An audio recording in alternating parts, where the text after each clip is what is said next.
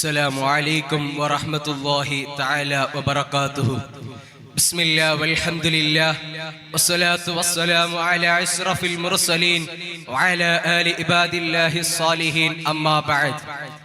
പ്രിയരെ, നമ്മുടെ രാജ്യത്തിന്റെ ജനാധിപത്യം ഇന്നൊരു വലിയ പ്രതിസന്ധിയിലാണ്. ലോകത്തിലെ ഏറ്റവും വലിയ ജനാധിപത്യ രാജ്യം എന്ന് നാം അഭിമാനിക്കുമ്പോൾ നമ്മുടെ ജനാധിപത്യത്തിന്റെ അടിത്തറയായ തിരഞ്ഞെടുപ്പ് പ്രക്രിയ തന്നെ ഇന്ന് ചോദ്യം ചെയ്യപ്പെട്ടിരിക്കുകയാണ്. ഇന്ത്യൻ ഭരണഘടനയുടെ 326 അനുച്ഛേദം നൽകുന്ന വോട്ടവകാശം ഭരണകൂടത്തിന്റെ ഇടപെടലില്ലാതെ സ്വതന്ത്രമായിരിക്കേണ്ട തിരഞ്ഞെടുപ്പ് കമ്മീഷൻ ഇന്ന് സംശയത്തിന്റെ നിഴലിലാണ്. കാവൽക്കാരൻ കട്ടു എന്ന ഭയാനകമായ സത്യമാണ് ഇന്ന് പുറത്തു വന്നിരിക്കുന്നത്. ഇന്ത്യൻ ചരിത്രത്തിൽ ആദ്യമായി തിരഞ്ഞെടുപ്പ് കമ്മീഷനും അതിന്റെ അധ്യക്ഷനും പ്രതിക്കൂട്ടിൽ നിൽക്കുന്നൊരവസ്ഥയുണ്ടായി. ജനാധിപത്യ സ്ഥാപനങ്ങളെ കാവ്യവൽക്കരിച്ച് ഭരണകൂടത്തിന്റെ ദാസന്മാരായി മാറിയ തിരഞ്ഞെടുപ്പ് കമ്മീഷന്റെ നയങ്ങളെ നമുക്ക് ന്യായീകരിക്കാൻ കഴിയുമോ? കർണാടകയിലെ മഹാദേവപുര മണ്ഡലത്തിൽ മാത്രം 1,00,000-ലധികം വ്യാജ വോട്ടർമാരെയാണ് കണ്ടെത്തിയത്. ബീഹാറിലെ പുത്രമണ്ഡലത്തിൽ ഒറ്റ വീട്ടു നമ്പറിൽ 509 വോട്ടർമാർ. വർഷങ്ങളായി പൂട്ടിയിട്ട വീടുകളിലും ആളില്ലാത്ത ക്ഷേത്രങ്ങളിൽ പോലും ഇന്ന് വ്യാജ വോട്ടർമാരുണ്ട്.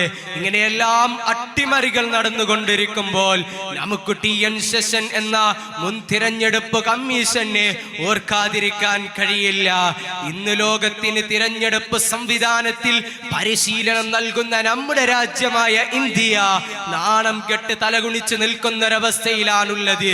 വിവരാവകാശ നിയമം നിലനിൽക്കെ പ്രതിപക്ഷ നേതാവ് ഡിജിറ്റൽ വോട്ടർ പട്ടിക ആവശ്യപ്പെട്ടപ്പോൾ അത് നൽകിയില്ല.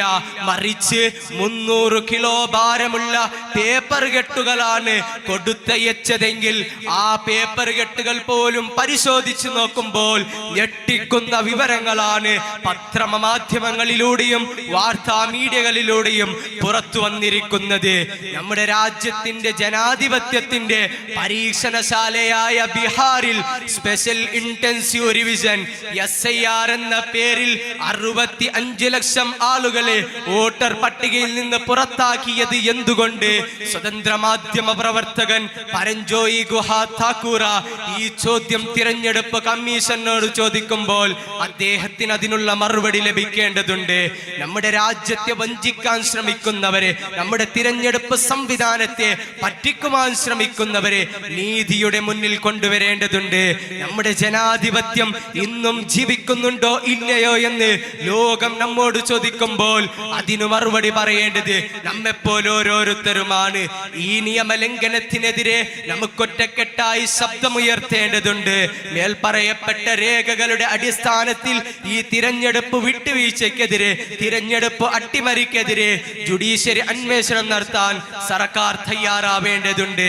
നമ്മുടെ ജനാധിപത്യത്തെ തിരികെ പിടിക്കാനുള്ള ഈ പോരാട്ടം അതിവിടെ അവസാനിക്കുന്നില്ല, മറിച്ച് തുടങ്ങുകയുള്ളൂ. അതിനു നാം ഓരോരുത്തരും സജ്ജരാവേണ്ടതുണ്ട് എന്ന് മാത്രം ഓർമ്മപ്പെടുത്തിക്കൊണ്ട് എന്റെ വാക്കുകളെ ചുരുക്കുന്നു. അൽഹംദുലില്ലാഹി റബ്ബിൽ ആലമീൻ. അസ്സലാമു അലൈക്കും വറഹ്മത്തുള്ളാഹി തആല വബറകാതുഹു. മത്സരം തുടരുന്നു.